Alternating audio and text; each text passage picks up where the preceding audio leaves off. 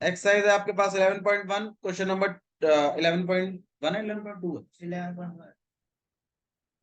11.2 है, question number 12 देख लीजिए। इस तरीके से एक डायग्राम बना हुआ है,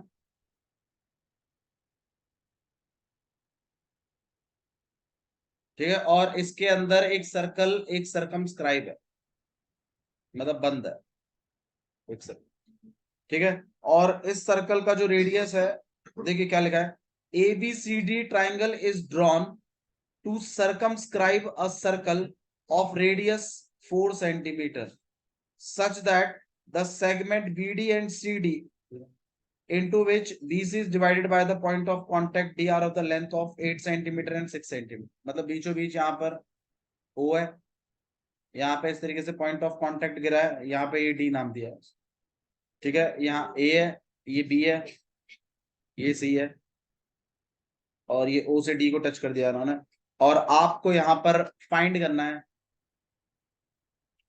AB एंड AC। AB और AC निकाला, निशांत प्लीज गौर करिए बाबू, AB और AC निकालना है, मतलब, और ये 6 सेंटीमीटर दिया है इन्होंने, और ये 8 सेंटीमीटर दिया है,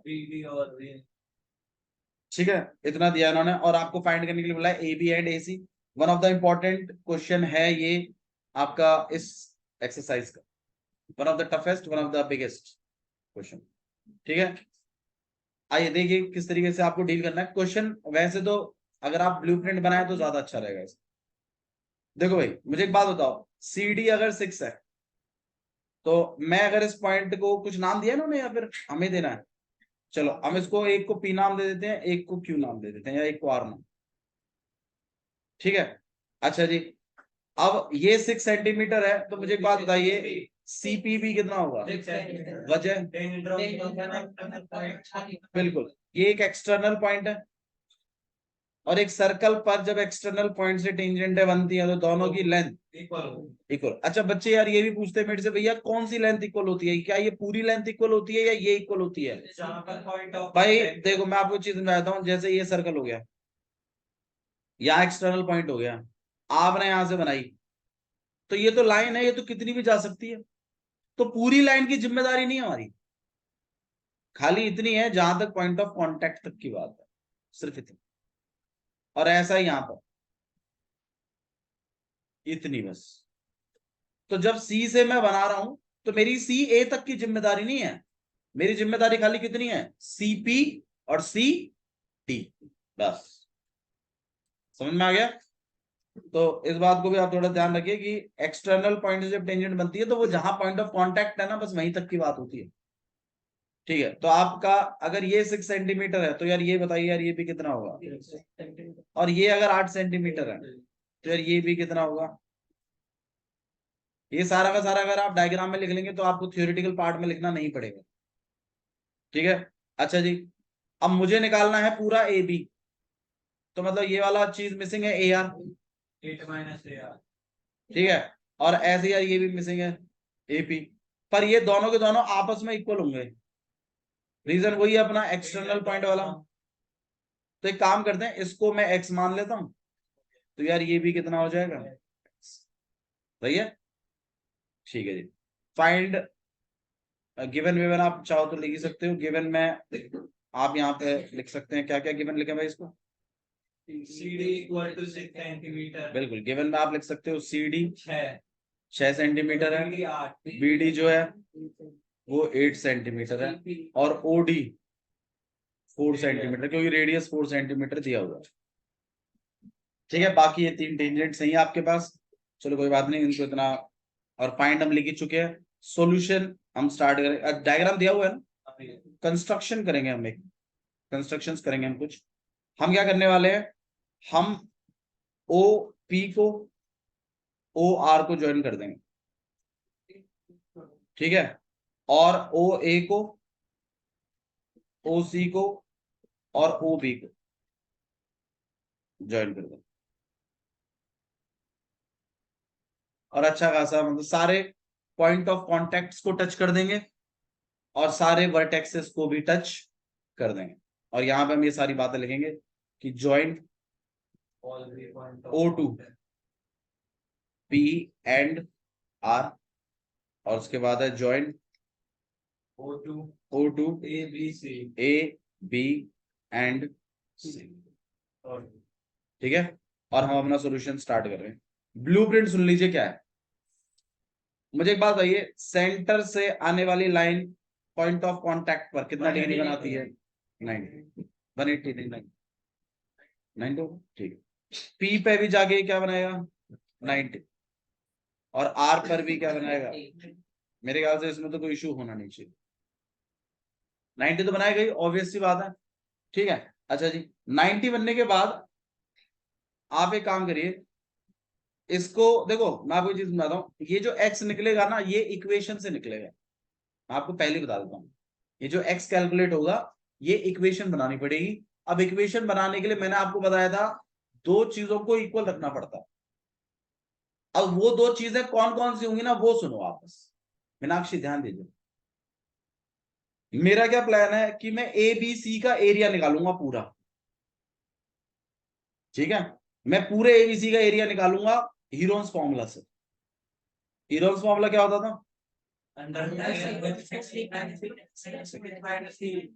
क्या निकालने में मदद करता था? एरिया। अगर तीनों साइडें गिवन है तो, हालांकि इसमें तीनों साइड आपको प्रॉपरली गिवन नहीं है, बट मैं पूरे एबीसी का एरिया निकालूंगा किसके द्वारा? हीरोन्स फॉर्मूला के थ्रू, और उसको रख लूंगा एक जगह। फिर मैं क्या करूंगा, फिर मैं ये जो अंदर ट्राइंगल्स बन रहे हैं ना आपके, देखो अगर आप थोड़ा सा ठीक से गौर करो इसमें, तो जैसे ये एक ट्राइंगल है, ठीक है, एक आपके पास ये एक ट्राइंगल है, और एक ट्राइंगल हम इसको बनाते हैं। इन तीनों ट्राइंगलों के एरियाओं को निकालकर अगर मैं प्लस करूं, तो भी तो ए बी सी के ही इक्वल आएगा, क्योंकि पूरा ट्राइंगल बन गया। मैं ऐसे बनाऊंगा इक्वेशन, मतलब यह है कि मैं एक तो ए बी सी का एरिया निकाल दूंगा हीरोस फॉर्मूला से, एक्स की टर्म्स में आएगा, आने दीजिए कोई दिक्कत नहीं। फिर मैं ए बी सी, फिर मैं A B O B O सी और ए ओ सी के एरिया को क्या करूंगा? प्लस करूंगा, तो भी तो ए बी सी का एरिया ही बनेगा भैया, वो भी एक्स के टर्म्स में आएगा, अरे उसको भी आने दो कोई दिक्कत नहीं। फिर दोनों को मैं क्या कर दूंगा, अकॉर्डिंग टू क्वेश्चन बोलकर इक्वल इक्वल रख दूंगा। रख सकते हैं कि नहीं रख सकते, आप ये बताओ, क्योंकि दोनों सेम ही तो एरिया दिखा रहे हैं, तो रख सकते हैं। और उस इक्वेशन को सॉल्व करूंगा, क्योंकि मैं एक्स की टर्म्स की इक्वेशन बना लाया। अब उसमें से अगर मैं एक्स निकाल दूं तो मामला बन जाएगा। एक्स निकलते ही आपको एपी और ए आर दोनों मिल जाएंगे, और आपका पूरा ए सी और ए बी निकल जाएगा। इस बात के साथ आप एग्री कर दें? बस इतना ही ब्लूप्रिंट है, बाकी तो बस क्वेश्चन करने की बात है। मतलब भैया एक बार तो हीरोज फॉर्मूला से एरिया निकालना है, हाँ जी, और फिर एक इन तीनों एरियाओं के, तीनों ट्रायंगलों के एरिया निकालना है, उनको प्लस करके निकालना है। हाँ, फिर दोनों की इक्वेशनों को इक्वल इक्वल में रख देना है और एक्स निकाल देना, ये है सिद्धांत बस। अब इसके बाद फिर तो बाकी करने की बात, करना शुरू करें। अच्छा जी, आप मुझे बात बताओ, पहले हीरो फॉर्मूला से निकालोगे या पहले इन तीनों ट्रायंगलों का एरिया निकालोगे? चलो पहले हीरो फॉर्मूला लगा लो, कोई बात, हीरो फॉर्मूला लगा लो, ठीक है। तो आइए चलते in triangle A B C. Heron's formula के लिए मेरे ख्याल से पहले तो आप तीनों साइडों को लिखते हो, ठीक है, सेमी पेरीमीटर निकालते हो, फिर एरिया का फॉर्मूला लगा देते हो, राइट? हाँ जी, फर्स्ट साइड बताइए, आप ए बी नाम दे रहे हैं, हाँ जी, वैल्यू बता दीजिए, एक्स प्लस 8। देखो कुछ भी लॉजिकल नहीं, एक्स प्लस 8 को आप 8x मत लिखिए प्लीज, एक्स प्लस 8 ही रहेगा, सही है ना? हाँ जी, सेकंड साइड बी सी कितना हो जाएगा भाई? 6 प्लस 8, ये तो हो भी सकता है 40। हाँ जी, थर्ड साइड ए सी कितना हो जाएगा भाई? एक्स प्लस 6, भैया। अच्छा जी, इसके बाद सेमी पेरीमीटर, सेमी पेरीमीटर क्या कहता है? ए की जगह क्या चल रहा है? सी की जगह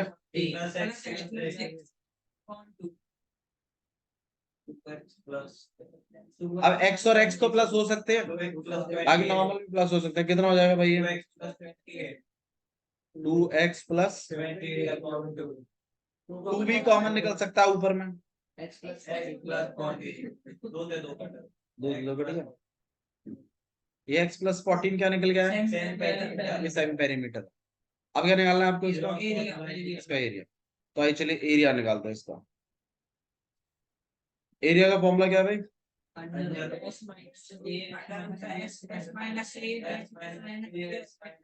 बिल्कुल सही बात, area equals to under root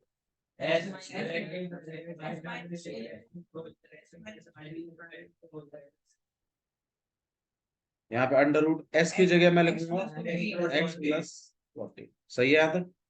फिर अगले में एक्स प्लस 14 माइनस, रुक जाइए रुक जाइए रुक जाइए रुक जाइए, ब्रैकेट लगाने की जगह अब हम इतना मैथ सीख चुके हैं कि हम इस बात को समझते हैं कि ये जो माइनस है ना ये पूरे ए के आगे, और ए जो है वो दो टर्म्स में है, तो इन दोनों के साइन क्या हो जाएंगे, चेंज हो जाएंगे।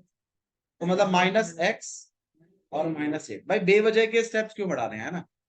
दूसरा वाला क्या है, एक्स प्लस 14 माइनस 14, क्योंकि बी जो है वो मेरा 14 है तो उसके आगे डायरेक्ट ही लिख जाएगा। तीसरा है एक्स प्लस 14 माइनस एक्स और माइनस 6, ठीक है। यहाँ थोड़ी जगह कम है तो मैंने इस तरीके से। अब आइए चीजें देखते हैं कितनी सॉल्व हो सकती है। भाई देखो यहाँ एक्स से एक्स कट गया, 14 से 14 कट गया, एक्स से एक्स कट गया, इक्वल टू में आइए देखते हैं क्या क्या बच गया हमारे पास। हमारे पास बचा है एक तो x प्लस 14 जो स्टार्टिंग का था, दूसरे ब्रैकेट की बात करूं तो मेरे पास 14 माइनस 8 बचा है जो कि 6 होता है। इधर 14 से 14 कट चुका है तो यहाँ x ही बचा है तीसरे ब्रैकेट में। चौथा ब्रैकेट जो है उसमें 14 माइनस एक्स मतलब 8। यहां तक किसी को कोई संदेह है तो बताइए। मैंने सेमी पेरीमीटर निकाला, मैंने s minus a s minus b s minus c करा, जहां दो थे उन दोनों के साइन बदले, जहां सिंगल था वहां सिंगल का साइन बदले, सही है ना, ठीक है।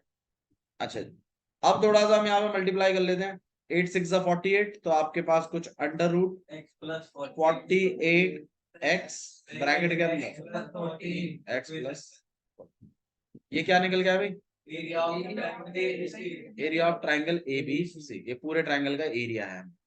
मैंने बताया था हीरोज फॉर्मूला से निकालेंगे, तो देख लिया हीरोज फॉर्मूला से निकाल दिया, और इसको आप होल्ड करके रखिएगा, ठीक है। आप चाहे तो इस इक्वेशन फर्स्ट भी कह सकते हैं, फिर आप कंपेयर करके फिर इक्वेशन सेकंड फर्स्ट को कंपेयर करेंगे, लास्ट में अकॉर्डिंग पोजीशन लिख सकते हो, तो कोई बात नहीं, आप इस इक्वेशन फर्स्ट ना भी लिखा तो चले, इतना हम लिखेंगे।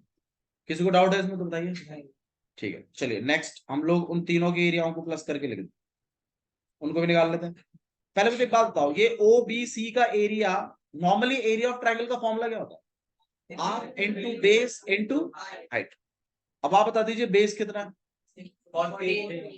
6 प्लस 8 14, हाइट कितनी है 4, ये परपेंडिकुलर ही तो है। अच्छा ये 4 है तो यार ये भी कितना है 4, और यार ये भी कितना है, रेडियस है ना। तो जब मैं ऑरेंज कलर के ट्राइंगल का एरिया निकाल रहा हूं तो बेस का काम कर रहा है एक्स प्लस 6 प्लस 8 मतलब 14, और हाइट का काम कर रहा है, ठीक है। बताइए अगर नहीं समझ में आ रहा है तो हर्ष, दोबारा रिपीट करूं, ठीक है। अच्छा जी, तो और जब मैं ए ओ सी का एरिया निकालूंगा हर्ष, ए ओ सी का ब्लू वाले का, तो आप बताइए बेस का काम कौन करेगा, ए सी बताओ ना क्या है, कितना है, गलत, एक्स प्लस 6, गुड। हाइट कितना है 4, समझ में आया ना एक्स प्लस 6 क्यों है, क्योंकि एक तो 6 है नीचे वाला, ऊपर वाला एक्स भी तो है, तो एक्स प्लस 6 का। ऐसे जब मैं ये पर्पल कलर के वाले का निकालूंगा तो आप बताइए बेस कितना आएगा एक्स प्लस 8, और हाइट कितनी आएगी 4, ठीक है। रेडियस नहीं परपेंडिकुलर है ये, इसलिए 4 है रेडियस हुए कलर, ठीक है। करें शुरू, तो आइए चलेगा, तो एन ट्राइंगल बी ओ सी, हाँ जी डायरेक्ट डायरेक्ट बात करेंगे, ठीक है। एरिया इक्वल टू हो जाएगा ठीक है, क्योंकि क्वेश्चन बड़ा हो रहा है तो ज्यादा टाइम नहीं लगाएंगे हम इसमें, दूसरे आप इसको काट लीजिए यहाँ पे, हाँ जी हाँ हाँ लिख लीजिए सेंटीमीटर स्क्वायर। एक्चुअली जब क्वेश्चंस करते हैं ना, मैं आपको मैं एक चीज और सुनाता हूं, जब क्वेश्चंस करते हैं ना तो उसके बीच सेंटीमीटर स्क्वायर मीटर स्क्वायर ये इतना मैटर नहीं करता जब आप सॉल्व कर रहे हैं। हाँ, इन दी एंड जब आप आंसर लिखते हैं वहां लिखा करो उसको सही से। अभी हम सॉल्व कर रहे हैं तो इसमें मतलब इतना इतना मैटर नहीं करता, इस पर नंबर नहीं कटेगा। हाँ जी, इन ट्राइंगल ए ओ सी। हाँ भाई, area half into X plus 6 into 4 x plus 6 bracket जरूर लगाएं इंटू 4। 2 से इसको काट देते हैं, मल्टीप्लाई कर देते हैं 2x प्लस, बताइए भाई। ठीक है, अब तीसरा एंड ए ओ बी। हाँ जी, क्या बोलो बोलो। In triangle A O B. हाँ भाई, area equal to half X plus 8 into 4 half into X plus 8 into 2x plus 16। 2 से मल्टीप्लाई कर लीजिए, कितना हो जाएगा 2x प्लस 60। 8 है, 8 है। ठीक है, तो कंपेयर अब according to question area of triangle A B C equal होगा of triangle B O C plus area of triangle A O C plus area of triangle A O. सही है ना? ये इक्वेशन समझ में आ रही होगी। तीनों ट्राइंगलों का एरिया और बड़े वाले ट्राइंगल का एरिया सेम होगा। हाँ जी, पूछे मैडम। ये चीज नहीं, ऐसा कुछ नहीं, मैंने ये पहले निकाल के रख लिए। आप इसमें निकालने वाले हो तो ठीक है, वो भी चलेगा। मैंने खाली इसलिए निकाल लिया ताकि कोई कंफ्यूजन ना रहे बस। हाँ भाई, क्योंकि अब मेरे को बस खाली इसमें वैल्यूज प्लेस करनी है। तो एक तो आपके पास एरिया ऑफ ट्राइंगल की जगह है अंडर रूट 48x। हाँ, एरिया बीओसी कितना है भाई? 28 था मेरे ख्याल से पहला। एओसी का कितना है? आइए सॉल्व करते हैं। 2x plus 2x 4x। 28 और 28 56।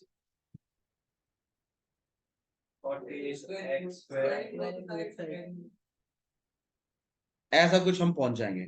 अब आप गौर करें, पूरी इक्वेशन x में है तो x निकाल सकते हैं। अच्छा जी, अब मुझे एक बात बताइए, इस यहां से कैसे निकलेंगे? या तो आप देखो, आपके पास रूट है तो जब तक रूट नहीं हटेगा तब तक मामला बनेगा नहीं।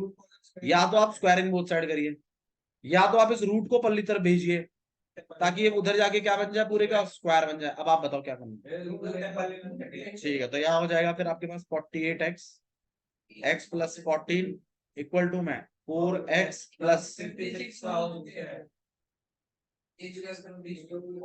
बताइए भाई, यहां तक किसको इशू है? अच्छा यार, इसमें ना 4 और 4x और 56 में कॉमन भी निकाल सकते हैं हम। अंदर क्या हो जाएगा? थोड़ा सा आसान सा हो जाएगा ना, भेजेंगे। पहले स्क्वायर तो बांट दें। 4 का स्क्वायर बांटेंगे कितना हो जाएगा? 16। और इसको भी मैंने स्क्वायर बांट दिया। बिल्कुल करेंगे। अब x प्लस 14 से कम एक स्क्वायर तो हल्का हो ही जाएगा। ठीक है, यहाँ पे क्या बच गया आपके पास? 48x। यहाँ क्या बच गया? 16। थोड़ा कटने को 16 और 48 भी कर सकता है। 16 1 16 एंड 16 3 48 होता है। वैसे जिनको नहीं आता कोई बात नहीं, आप 16 को अंदर मल्टीप्लाई भी कर सकते हैं। इस x को वहां भेज दीजिए। 3x minus x equal to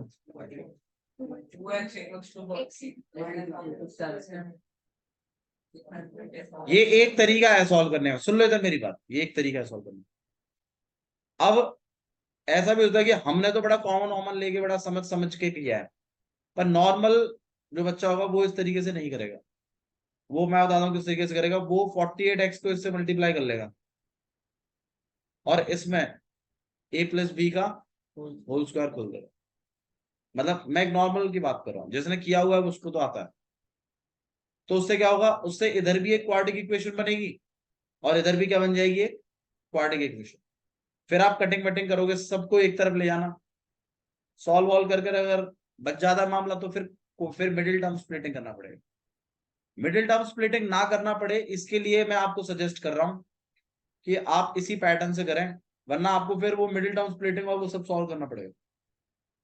भैया उससे आंसर नहीं आएगा, उससे भी आ जाएगा, बट गलती होने के चांसेस हाई रहेंगे उधर, क्योंकि आप मिडिल टर्म स्प्लिटिंग भी करोगे, मल्टीप्लाई भी करोगे, बड़े बड़े नंबर्स के साथ डील करोगे, ए प्लस बी का होल स्क्वायर भी खोलोगे। तो इससे बेटर है आप इस 4x और 56 में से 4 कॉमन निकाल लीजिए, स्क्वायर बांट दीजिए, एक एक्स जो आपका ये क्वाड्रेटिक फॉर्मूला जो बना रहा है उसके एक एक्स प्लस 14 को इधर के एक्स प्लस 14 से क्या कर दीजिए, कट कर दिया। अब जैसे ही आपने कट कर दिया ना, अब नहीं बनेगा क्वाड्रेटिक, क्योंकि एक एक्स तो काट ही दिया आपने, अब एक्स स्क्वायर कैसे बन जाएगा जब एक एक्स कट ही गया था, सिंपल एक्स रहेगा और वही रहा है। ठीक है, अब एक्स अगर आपके पास 7 आ गया तो आप ही बता दीजिए, हेंस ए बी कितना हो जाएगा आपके पास और ए सी कितना हो जाएगा।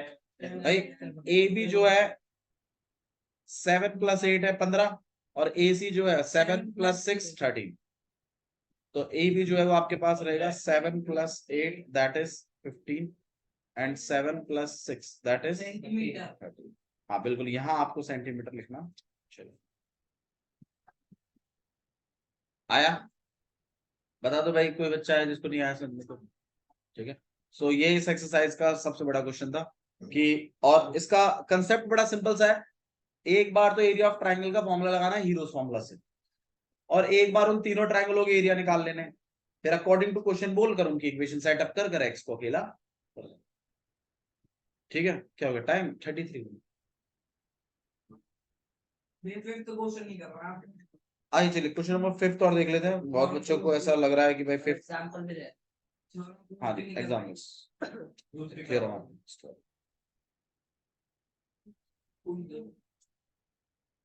देखिए क्वेश्चन नंबर 5 देख लीजिए क्या लिखा हुआ है। Prove that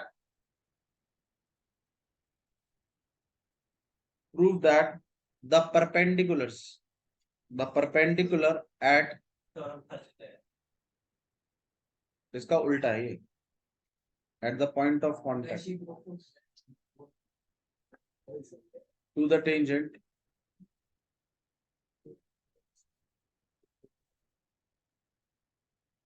to a circle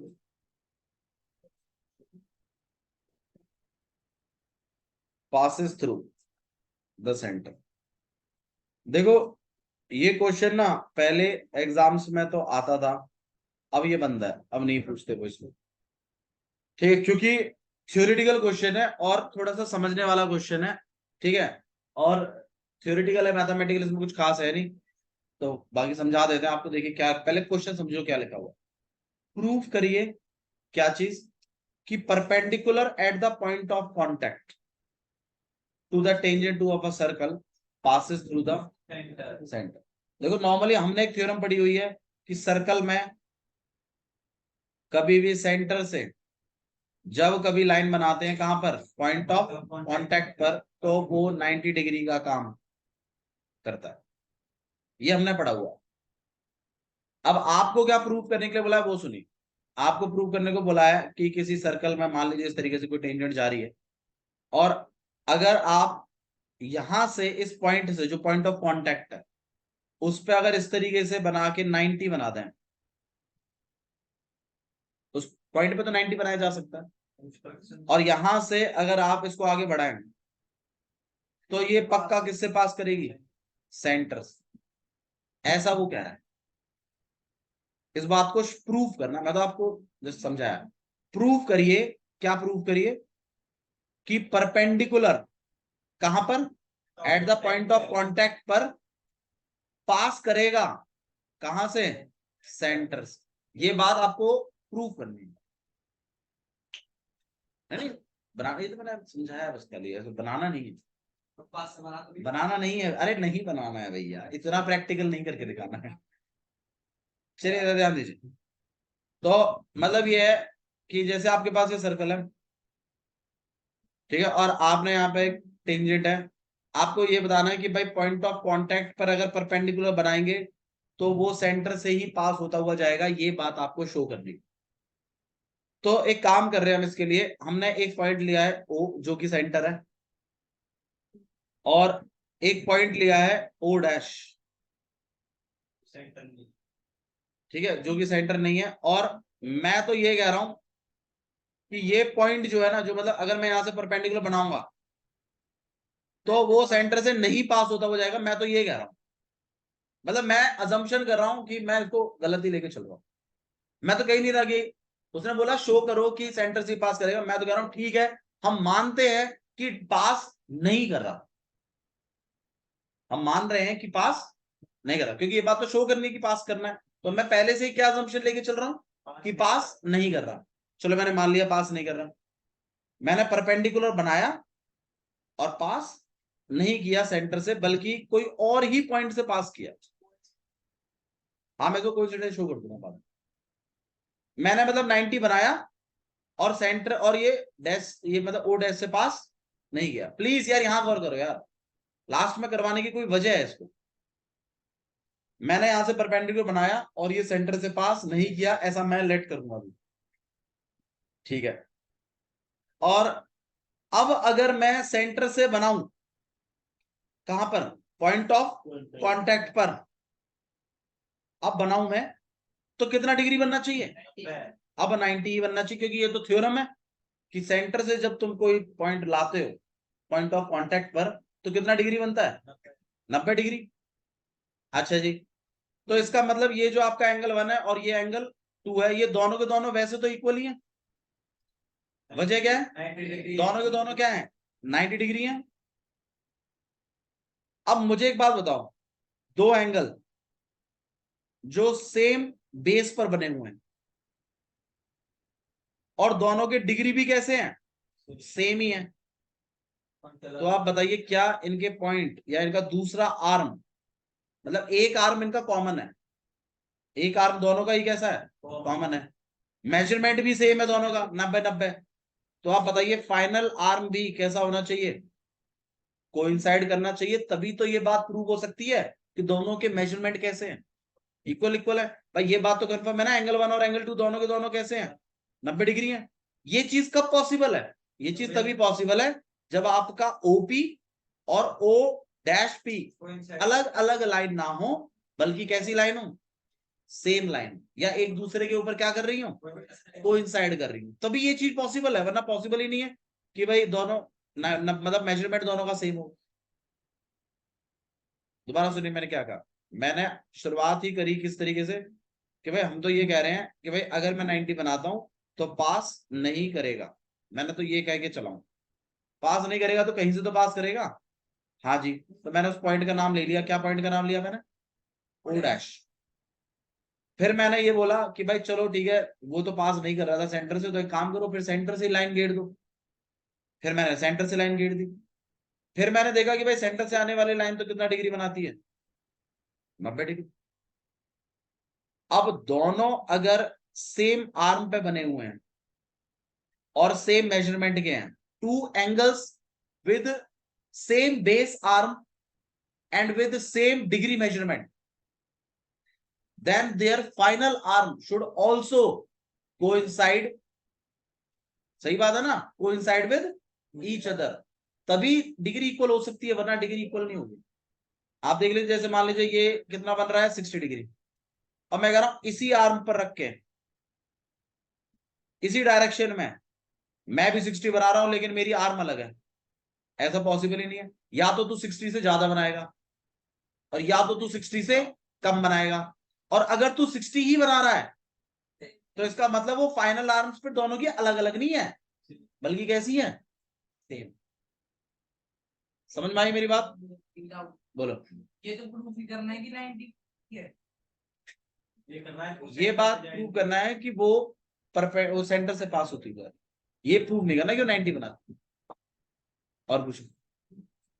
ठीक है, अब इस बात को हम थोड़ा थ्योरेटिकल लिखेंगे, आइए थ्योरेटिकल लिखते हैं इसको। तो गिवन की बात करें तो गिवन में आप क्या लिख सकते हो भाई, O dash is center. वो इज द सेंटर कि आपका जो ए बी है वो क्या है, इज टेंजेंट, ठीक है, and O is centre, O dash centre नहीं, ओ है आपका सेंटर, ठीक है। वो तो हम करेंगे, अभी गिवन की बात करेंगे।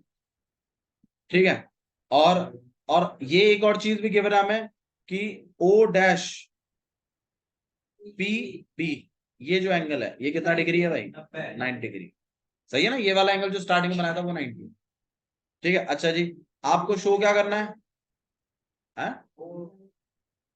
नहीं, डायग्राम तो हम नहीं बनाया भाई, कंस्ट्रक्शन के बारे में। हाँ भाई, शो क्या करना है हमें कि हाँ, जो आपका परपेंडिकुलर लाइन है, मतलब जो आपका O P and O dash P coincide with each other, ये बात आपको क्या करनी है? शो करनी है। सॉल्यूशन स्टार्ट कर रहे हैं। कंस्ट्रक्शन नहीं, आप कंस्ट्रक्शन कुछ लिखेंगे। हाँ भाई, स्टार्टिंग में हम क्या लिखेंगे कि भाई angle O dash P B equal to में कितना है? 90 डिग्री। Reason given. सही है। फिर मैं क्या लिखूंगा? Angle O P B equal to में 90 डिग्री। रीजन? बहुत बढ़िया, radius make 90 degree with tangent. ना ना, अभी तो लिख रहे हैं, अभी हमने दूसरा वाला एंगल भी तो 90 है, दोनों को इक्वल इक्वल बोलूंगा। हाँ जी, टेंजेंट एट पॉइंट ऑफ। अब इन दोनों बातों से मैं एक चीज तो लिख सकता हूँ कि angle O dash P B equal है एंगल ओ पी बी के। सही है ना। रीजन आपके पास रहेगा 90 डिग्री ईच। अब आप लिखोगे सो या hence directly, hence O P and O dash P coincide with each other. अब ये पूछेगा इसका रीजन, भाई ऐसे कैसे कह दिया आपने? फिर इसका रीजन लिखना है आपको कि if two angles with same base, with same base या कॉमन बेस, ठीक है, with same base and same measurement, same measurement, then their final arm, their terminal arm या final arm जो भी, आप terminal arm बोलो तो और अच्छा है, their terminal arms should coincide with each other. हाँ जी बस, with each, 2 नंबर का, 2 नंबर का, 3 का नहीं आता, 2 नंबर। और ये नहीं आता है क्वेश्चन, ये बहुत पुराना हो गया ये, मतलब ठीक है, ये डन हो चुका है। ठीक है, तो इस तरीके से आपको इस क्वेश्चन को लिखना है कि भाई दूसरा आर्म भी क्या करेगा? कोइंसाइड करेगा। तो आपका परपेंडिकुलर, तो आप लिखोगे लास्ट में देयरफॉर लिख सकते हो आप एक स्टेटमेंट, और देयरफॉर परपेंडिकुलर्स फ्रॉम, देखो perpendicular from point of contact will pass through the center, will passes through the center। समझ में आया? तो इस तरीके का आपको कुछ थोड़ा सा लेक्चर बाजी यहाँ पे देनी है, और ये थियोरेटिकल क्वेश्चन है, डोंट वरी, इतना इस पर पजल मत होइए। ये 10.1 में चौथा क्वेश्चन भी रहेगा। क्या है वो क्वेश्चन, एक बार थोड़ा सा पढ़ लीजिए भाई। ये देख लीजिए, आपके पास ट्रायंगल चैप्टर का एक्सरसाइज 6.3 का क्वेश्चन नंबर 10 डाउट में है थोड़ा, नहीं दिखाई देगा आपको? अभी सही है, सही दिखाई देगा। यहाँ ध्यान दीजिए प्लीज।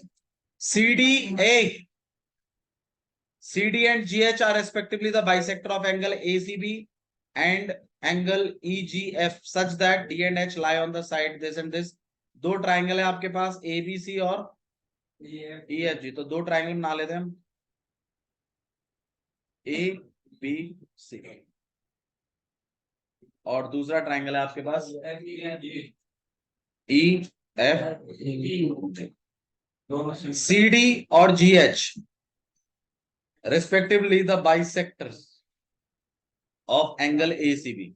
एंगल ACB का बाइसेक्टर है कौन? CD। तो भाई CD आपका बाइसेक्टर, बाइसेक्टर है, परपेंडिकुलर नहीं है। तो एंगल 1 किसके इक्वल है? एंगल 2। और GH जो है वो भी बाइसेक्टर है, तो मतलब एंगल 3 और एंगल 4 आपस में कैसे हैं, इक्वल है। सही है, बाइसेक्टर्स बोले गए। अक्षरा जी ध्यान दीजिए प्लीज, ठीक है। ई जी एफ हो गया। D and H lie on the side, अच्छा एक डी और एक पॉइंट का नाम क्या है, H, lie on the side A B and F E, हो गया। इफ ट्राइंगल एबीसी, अगर ये पूरे ट्राइंगल एबीसी कॉन्ग्रुएंट है किसके, सिमिलर है ई जी एफ ई जी के, एफ ई जी के, अगर ये पूरा ट्राइंगल इस पूरे ट्राइंगल के सिमिलर है तो आप पहले तो इस बात को सिद्ध करें। भाई देखो, अगर दो कंप्लीट ट्राइंगल अगर सिमिलर हैं तो मतलब एंगल्स को इक्वल लिख सकते हैं, सही है, और साइड्स को भी प्रोपोर्शनल लिख सकते हैं कम से कम, ठीक। इनका कल टेस्ट है, अच्छा, कल मेरा भी टेस्ट है, तो शायद ना आ पाऊं। आप तो आओगे? हाँ मैं तो रहूंगा। तो मैं वो सेंड कर दूंगा आपके पास पेपर का, दोनों क्लासेस का टेस्ट है। डेमो का और क्वेश्चन। अब इधर ध्यान दीजिए, CD अपॉन में GH, बाबू प्लीज गौर करिए आप। ये रहा CD अपॉन में GH, AC ये रहा अपॉन में FG। अगर इस ऊपर वाले ट्रायंगल को नीचे वाले ट्रायंगल की क्या कर दिया जाए, सिमिलर कर दिया जाए, तो मेरे ख्याल से ये मिल जाएगा। और कर भी देंगे, पता है कैसे, देखो आपका ये पूरा ट्रायंगल इस पूरे ट्रायंगल के क्या है, सिमिलर है ना। आप खुद गौर करिए, इसका A इसके F के इक्वल है, तो ये रहा A और ये रहा F, तो ऊपर वाले ट्रायंगल का A नीचे वाले ट्रायंगल का F CPST से इक्वल हो जाएगा। अच्छा जी, इस वाले ट्रायंगल का एंगल C, इस वाले ट्रायंगल का एंगल G, तो पूरा एंगल पूरे G के इक्वल है, तो मैं जानबूझ के C का आधा और G का आधा कर दूंगा। C का आधा कौन बन जाएगा, एंगल 2, और G का आधा कौन बन जाएगा, एंगल 4, तो एंगल 2 भी किसके इक्वल होगा भाई, जब पूरा कंप्लीट एंगल के इक्वल है तो आधे भी तो इक्वल ही होंगे। जानबूझ के उसके एंगल को नाम 2 नाम दे दूंगा और इधर जानबूझ के एंगल 4 नाम, दोनों ट्रायंगल ए से क्या हो जाएंगे, सिमिलर, और ये आपका काम बन जाएगा। सेकंड में आपको डीसीबी ये वाला नीचे वाला triangle, H G F H G E ऊपर वाले ट्रायंगल के करने के लिए बोला, तो आप खुद ही सोच लीजिए, देखिए ना, इसका बी इसके ई के इक्वल है, तो भाई इसका बी इसके ई के इक्वल, और दोबारा से सी जी के इक्वल है, तो सी का आधा और जी का आधा। इस बार सी का आधा हम कौन बना लेंगे, एंगल 1, जी का आधा कौन बना लेंगे, एंगल 3। ए से दोनों दोबारा ट्रायंगल क्या हो जाएंगे, कॉन्वेंट। और तीसरा वाला जो डीसी है बोला है आपको, ये तो आपने सबसे पहले स्टार्टिंग में किया है, हो जाए, ठीक है।